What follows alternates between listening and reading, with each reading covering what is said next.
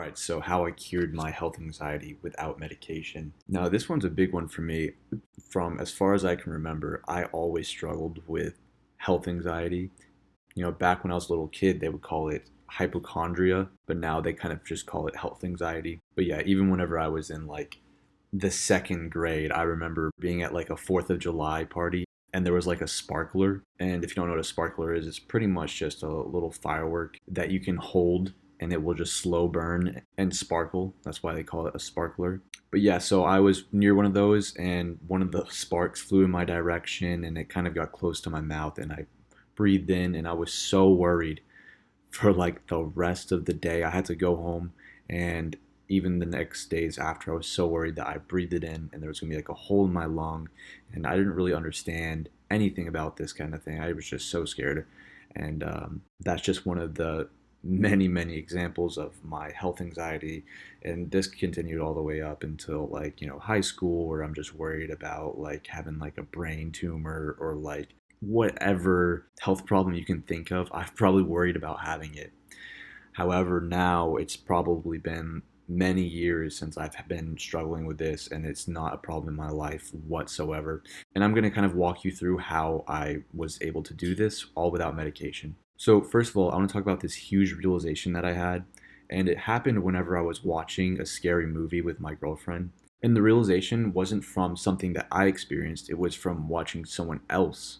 And so, what I kind of realized after watching a scary movie with my girlfriend is when we went back home to go to sleep, she had to sleep with the lights on because it felt like the bad guy or the scary monster from the movie was going to be like hiding in the closet or like under the bed and was going to jump out and get her. But if you just think about that, it's completely illogical for the scary monster to be in the closet or under the bed. It's literally impossible. It's just a made up character that's never existed and never will. And what causes this feeling of anxiety and this feeling that there is actually someone in the closet isn't because someone's in the closet. It's because you had kind of a micro traumatic moment where you experienced a real reaction from something that was going on. And this is so similar to people who are struggling with health anxiety. A great example of this is can be somebody who is just sitting on the couch and then they start getting like a cramp in their abdomen, and then they're thinking, oh man, I'm having appendicitis, I need to go to the hospital right now or I'm gonna die. And they start getting ready to go to the hospital and then they fart and then they feel a little bit better and like kind of the pain goes away, but they still go to the hospital and then they get checked out by the doctor and the doctor says, no, there's nothing wrong with you, it's probably just some bloating and you're free to go, you're all good. And then they're going to go home with a sense of a little bit of relief, and they're not really going to think about it much. However, whenever they're kind of like left alone with their thoughts or whatever, just like in the scary movie, how it can feel like, oh, there's somebody in the closet, even though it's completely illogical. Like you just got checked out by the doctor. This scary movie person isn't real. It's impossible. You can still feel like the physical sensations just because you had that little traumatic anxiety spiking moment, which can make you feel like something is there even though it's not, just like you can feel a scary guy's in the closet after watching a scary movie.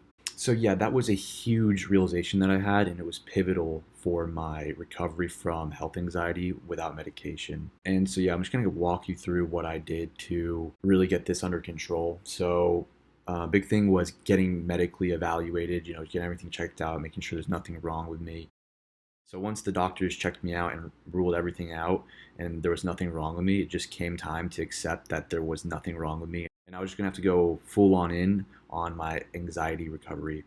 And now I'm thriving. Like I said, guys, before, I've accomplished so much in my life and lived such a more peaceful life than I could have ever imagined prior to my anxiety recovery. All right. And what my anxiety recovery kind of looked like, I'm not going to go into detail here. I'm just going to say the basic stuff so you guys can just have like a general guideline of what you should do too, maybe if you're thinking about this as well, was just being willing to put in the work and actually putting in the work and going to therapy. And then there's so much more, but I'm not going to go into all of that. I actually have a link, the top link of this description, where I literally go through all of the things that I've learned throughout my whole life of experiencing anxiety. I've literally been working on this project for over 6 years by writing down the insights and lessons that I was learning real time from the start of my anxiety recovery. So, yeah, if you're struggling with anxiety, panic attack, or agoraphobia, and you want to try to overcome it without medication, I strongly suggest you check it out. This is something that I wish I would have had many years ago when I first started my recovery. So, yeah, link in the top of the description if you think it's going to help you out.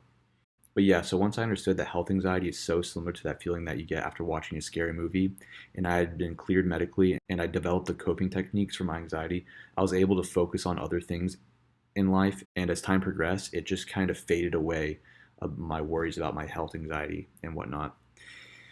So, and I really don't have these worries anymore. Even when I actually get sick, I don't feel worried anymore. It's just more of an acceptance, which is a little pointer for you guys. If you guys just ever feel sick, best way to recovery for like an actual, like you have the flu or something, you kind of just have to sit there and accept it and write it out. But yeah, I hope this helped any of you guys, and I just want to act as a beacon of hope for anyone who is struggling with these kind of problems and does not want to take any medication. I was able to conquer my severe problems without any medication, and if I can do it, you can do it too. But yeah, I hope this helped. And just a reminder, my anxiety course is top link in the description if you think that might help you. Thanks for watching, and remember, you got this.